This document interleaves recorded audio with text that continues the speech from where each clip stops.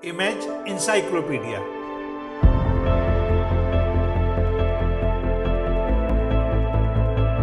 जानकारियों और जिज्ञासाओं की अद्भुत दुनिया। हेलो दोस्तों, अपने इस चैनल के हर वीडियो में हम आपको किसी एक विषय की विश्वसनीय तथ्यों के सहित पूर्ण जानकारी देंगे।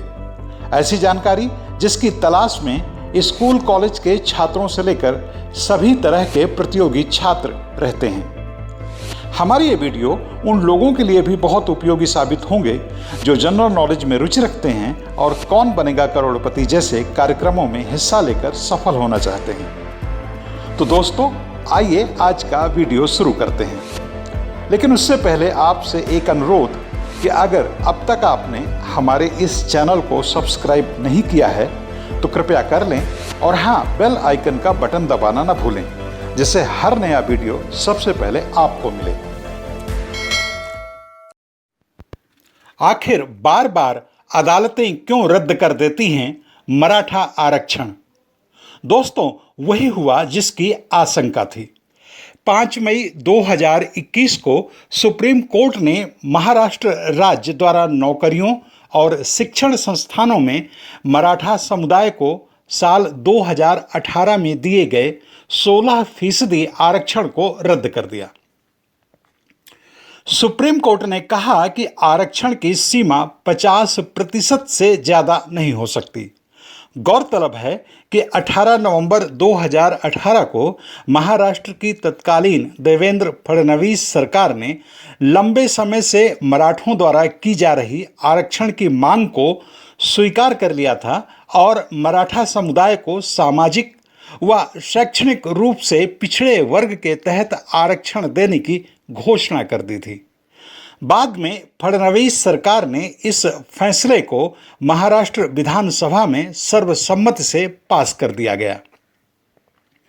लेकिन जैसे जून 2014 में कांग्रेस एनसीपी की सरकार ने मराठों को सरकारी नौकरियों और शिक्षा में 16% आरक्षण दिया था, साथ ही मुस्लिमों के लिए भी 5% आरक्षण का प्रावधान किया था, जिससे प्रदेश में आरक्षण की कुल जमा सीमा बढ़कर 52% हो गई थी और बॉम्बे हाईकोर्ट ने इसे रद्द कर दिया था। तब हाईकोर्ट का भी यही कहना था जो 5 मई 2021 को सुप्रीम कोर्ट ने कहा कि 50% से ज़्यादा आरक्षण नहीं दिया जा सकता। सवाल है, जब राजनेताओं को पता है कि 50% से ज़्यादा का आरक्षण कोर्ट के पाले में चला जाएगा और अदालत इसे स्वीकार नहीं करेगी, तो फिर वे इस तरह का तोहफा विभिन्न समुदायों को आखिर क्यों देती रहती हैं? या तो केंद्र सरकार पार्लियामेंट में इसके लिए पहले कानून बनाए या फिर सुप्रीम कोर्ट की निर्धारित आरक्षण सीमा का राज्य सरकार पालन करें। लेकिन राजनीतिक पार्टियां दरअसल अपने हिस्से की तमाम जिम्मेदारियों को अदालत के पाले में डाल देती हैं। इसलिए जब साल 2018 में मराठों ने प्रदेश में नए सिरे से आरक्षण के लिए ज़बरदस्त दबाव बनाया, क्योंकि उस समय राज्य में 72,000 सरकारी नौकरियों का ऐलान हुआ था, तो अंततः फडणवीस सरकार ने इसे मान लिया। तत्कालीन सरकार को इसलिए भी यह मानना पड़ा क्योंकि मराठा आरक्षण के पक्ष में 24 जुलाई 2018 को औरंगाबाद जिले के सिल्लोड तहसील स्थित कायगांव टोक में एक 28 वर्षीय युवक काका साहेब दत्तात्रेय शिंदे ने गोदावरी नदी में छलांग लगाकर अपनी जान दे दी थी और जयंत गुड्डू सोनवने ने भी नदी में कूदकर आत्महत्या करने की कोशिश की थी व जगन्नाथ सोनवने नामक एक युवक ने जहर खाकर जान देने की कोशिश की थी। अचानक मराठा आरक्षण आंदोलन को इन कोशिशों ने जंगली आग में तब्दील कर दिया था, जिसकी लपटें उस समय राजधानी मुंबई तक में खूब महसूस की जा रही थी। शिंदे की मौत के बाद महाराष्ट्र के कई हिस्सों में नए सिरे से मराठा आंदोलन शुरू हो गया और इसे विपक्ष ने भी हवा दी। इस सब का नतीजा यह निकला कि देवेंद्र फडणवीस सरकार को आनन फानन में तब मराठा आरक्षण की घोषणा करनी पड़ी थी। मगर सवाल है, मराठा समुदाय जिस आर्थिक पिछड़ेपन को आधार बनाकर आरक्षण की मांग कर रहा है, क्या वह उस कसौटी में फिट भी बैठता है?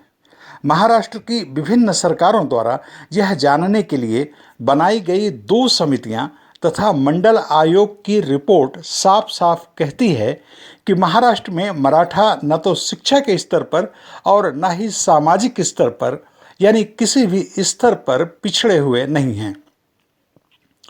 मंडल कमीशन रिपोर्ट 1990 में national commission for backward class report साल 2000 में और राज्य सरकार की बैकवर्ड क्लास कमीशन रिपोर्ट साल 2008 में, ये तीनों रिपोर्टें साफ साफ कहती हैं कि महाराष्ट्र की कुल आबादी में करीब 33% मराठा हैं।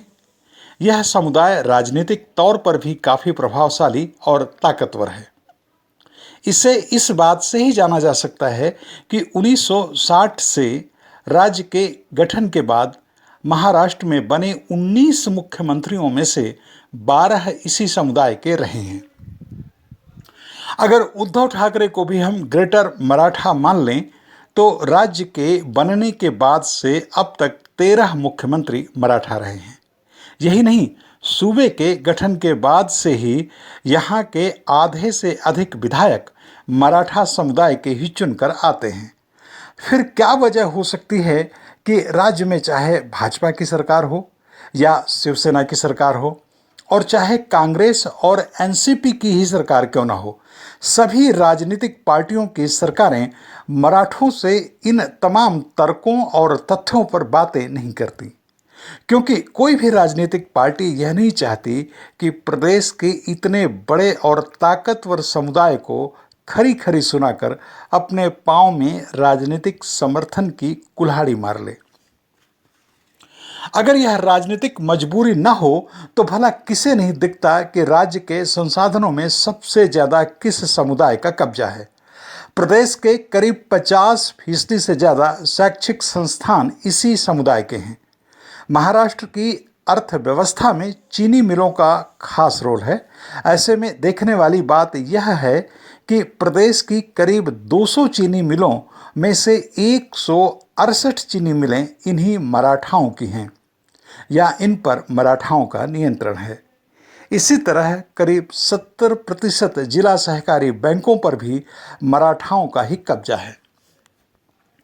अगर महाराष्ट्र की कृषि भूमि की बात करें तो 75% कृषि जमीन के मालिक मराठा हैं। इतना सब के बाद भी मराठा तो खुद को आर्थिक दृष्टि से कमज़ोर मान ही रहे हैं।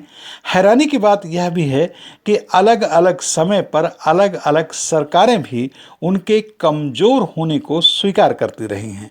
जैसे पहले फडणवीस सरकार ने स्वीकार किया था, वैसे ही इस समय उद्धव ठाकरे केंद्र सरकार से गुहार लगा रही है कि वह सुप्रीम कोर्ट का फैसला टलवाए, क्योंकि फडणवीस की ही तरह उद्धव भी जानते हैं कि प्रदेश विधानसभा की 288 सीटों में से 88 सीटें तो सीधे सीधे मराठाओं के कब्जे में हैं, यानी वहाँ ये निर्णायक हैं। जबकि अगर वे एकजुट हो जाएं तो करीब 55 दूसरी सीटों को भी प्रभावित कर सकते हैं। जब किसी समुदाय की इतनी बड़ी वोट ताकत हो तो भला उसके दिन कहने पर कौन सी राजनीतिक पार्टी उसे रात कहेगी। दोस्तों, आपको यह वीडियो कैसा लगा हमें कमेंट करके जरूर बताएं और यह भी बताएं कि आपको किस तरह का वीडियो देखना पसंद है। हम आपकी पसंद के मुताबिक भी वीडियो बनाएंगे।